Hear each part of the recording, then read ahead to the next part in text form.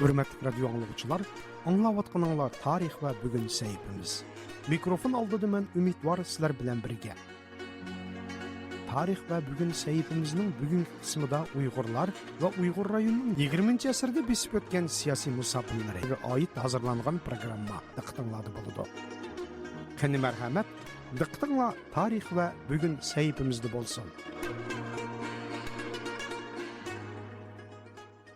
20. asır Uygur siyasi tarixidagi muhim erbablarning biri.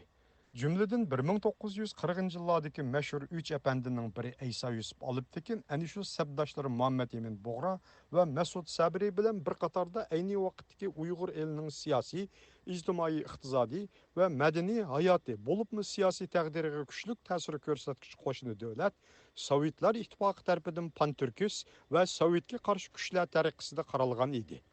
Lekin Sovetlarning İsa Efendi'ni Xitoydagi Sovetlarga qarshi harakatining vakillaridan biri sifatida dushman qatorida ko'rib Stalinga maxsus doklad shaklida yetkazilishi Mesut Sabri va Muhammed Emin Boğraga qaraganda baldur boshlangan edi. Ayni vaqtda İsa Beg yana İsa Yusuf deb atalgan mazkur arbobning 1932 yil Nanjingga kelgandan keyingi ish harakatlari Sovet ittifoqining Nanjingdagi maxsus xodimlari tarafidan Moskvaga maxfiy doklad qilingan. Әні шындақ мәхби докладларының бірі 1934 yıl 19 dekabr Sovet İttifaqının yani Stalinning Nanjingda turuşluq alaydı diplomatiya vakili Latvish milletidan kelib chiqqan asli 1926-28 yılları Xitoyda bosh elchi va birinchi katib qatorliq vazifalarni atqorgan Sovet razvedka organiga tava Ivan Ivanovich Spilvannikning Sovet İttifaqı muavin tashqi ishlar xalq komissari Stamyankovga yo'llagan Xitoydagi vaziyat haqidagi dokladidir. Mazkur dokladda maxsus Şinjan haqida ayrim bölüm ajırtılıp, bunun da İsa Efendi merkez kılıngan idi. Bu dokladda İsa Efendi Xitoydagi Sovet İttifaqı qarşı yeni harekatning vakili sifatida tilg'anish bilan birga uning chiqargan Tianshan, ya'ni Tangirtog' jurnali misol tariqasida ko'rsatilgan. Dokladda mundaq deyilgan: keyingi vaqtlarda Şinjan masalasi bo'yicha bizga qarshi yangi harakatning tayyorlanayotganligining belgilari ko'rilmoqda. Nanjingda maxsus Tianshan nomida Şinjanga bag'ishlangan Xitoy bosh qo'mondonlik shtabining g'ayri-rasmiy qo'llashidagi bir jurnal Uyg'ur va Xitoy tillarida chiqarilishga boshladi. Bu jurnalning aktiv tahrir xodimlaridan biri Aysha, ya'ni Uyg'urcha İsa Bektor.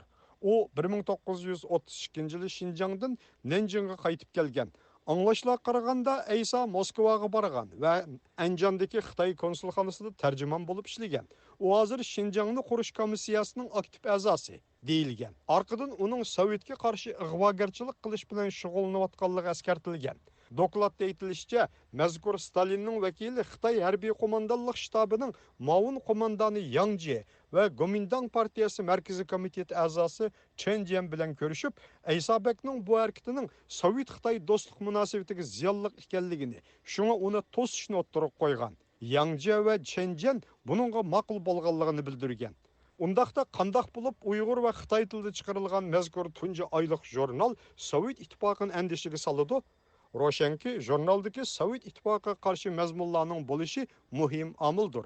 Amerikadagi mustaqil tarix tadqiqotchisi Taran Uyg'urning aytishicha, mazkur jurnal 20. asr tarixida Uyg'urlar tarafidan chiqarilgan birinchi universal jurnal edi. Tianshan ya'ni Tangirtog' jurnali 1934 yili 15 oktyabr kunidan boshlab Xitoyninki ayni vaqtdagi poytaxti Nanjingda Xitoy o'lkalarida panohlab turayotgan bir qism Uyg'ur ziyolilar tarafidan chiqishga boshladi. Lekin Tianshan jurnalininki birinchi soniga diqqat qiladigan bo'lsak, uning bosh maqolasida amaliyotda bu jurnalninki bundan burun nashr qilingan Chin Turkiston ovozi, ya'ni Xitoycha bilan Bianduo, ya'ni Chegara rayon ovozi degan jurnalninki davom ekanligi. Mazkur jurnalning burun qismi bilan 6 son nashr qilinganligini eskartib o'tdi. Mazkur jurnal dastlabda Xitoycha tilda nashr qilingan bo'lsa, keyingi sonlardan boshlab Xitoycha Uyg'urcha 2 sahifa tasdiqlagan va o'xshamagan tildagi o'qirmanlarga o'ziga muvofiq va loyiq uchurlarni berishga tirishgan deb qarayman. Sovet alaydı vekili Ivan Ivanovich Spilvannikning bu dokladi Tianshan jurnali 1934 yıl 15 dekabr günü tarqıtılıp 4 günden keyinla, yani 19 dekabr günü yollangan.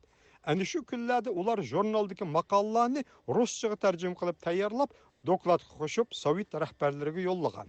Jurnalning Xitoy sonlarida Sovet ittifoqining milliy siyosati, millatlarga yurgizgan bostirish siyosati, hatto Shinsesayga yordam berib qo'shin kirgizib, Majonging va boshqalarni yo'qotib, bu joyni Sovetning kontrolligi ostiga olganligi va boshqa mazmunlar o'rin olgan.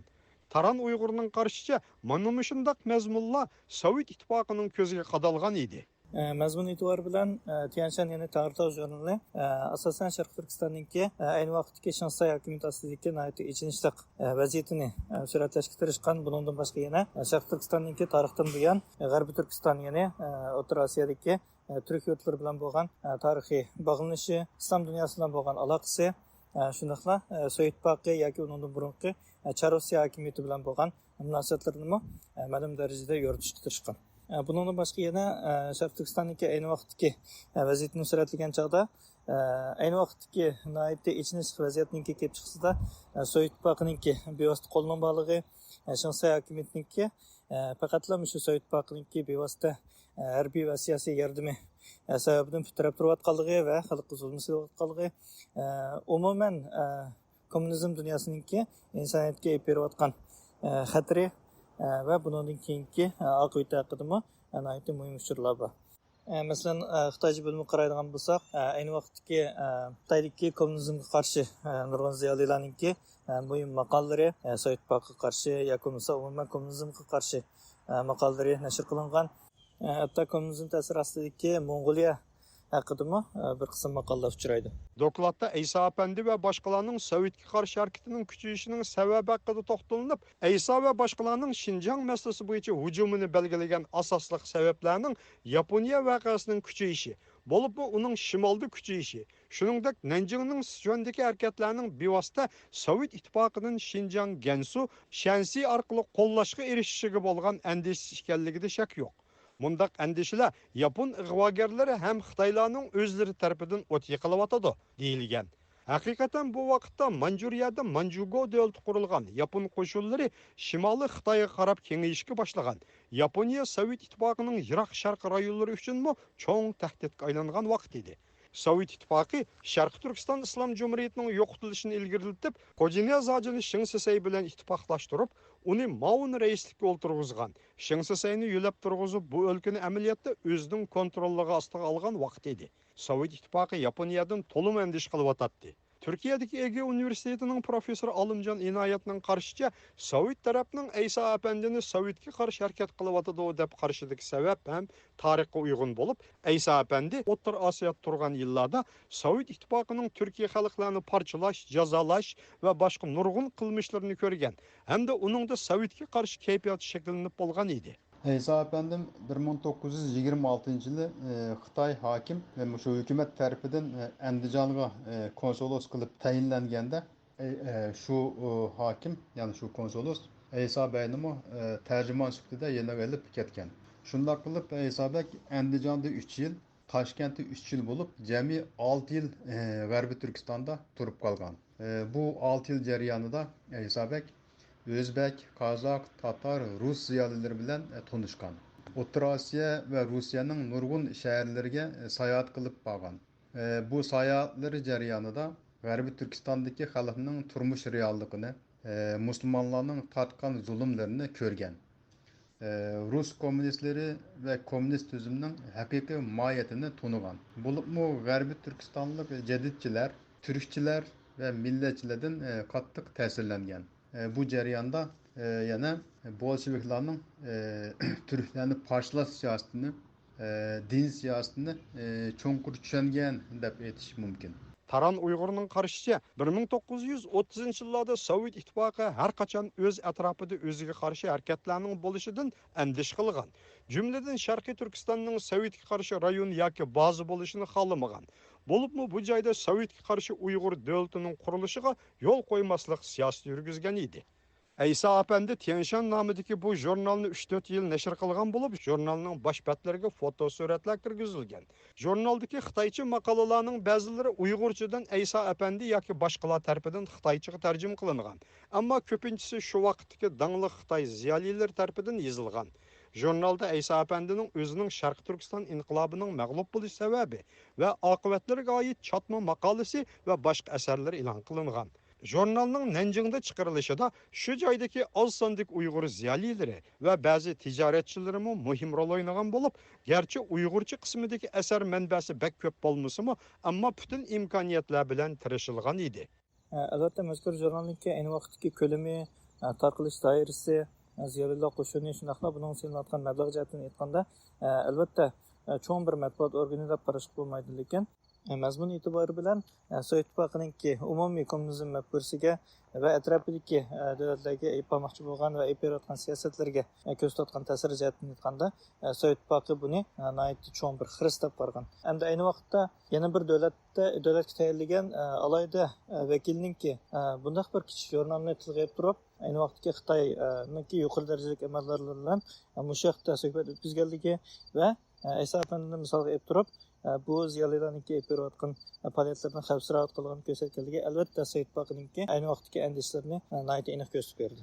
Sovet Ittifoqining Nanjingdagi alayda vakili Spilvanik mazkur maxfiy dokladning oxirida shubhisizki Aysa va boshqalarning ish harakatlari Yaponiya jasuslik tori va Xitoy fashist millatchilarining Xinjiangda jiddiy voqealarga tayyorlik qilayotganligidan signal beradi deyish orqali Stalin boshchiligidagi Sovet Ittifoqi hukumatini bu masalaga diqqat qilish haqida ogohlantirgan.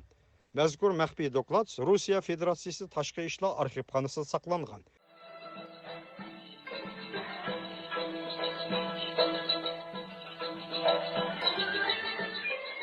Hörmətli dostlar, yuqorida sizlar tarix va bugun saytimiz bilan tanishdinglar. Xayr xo'sh, bu programmani Umidvor hozirladi.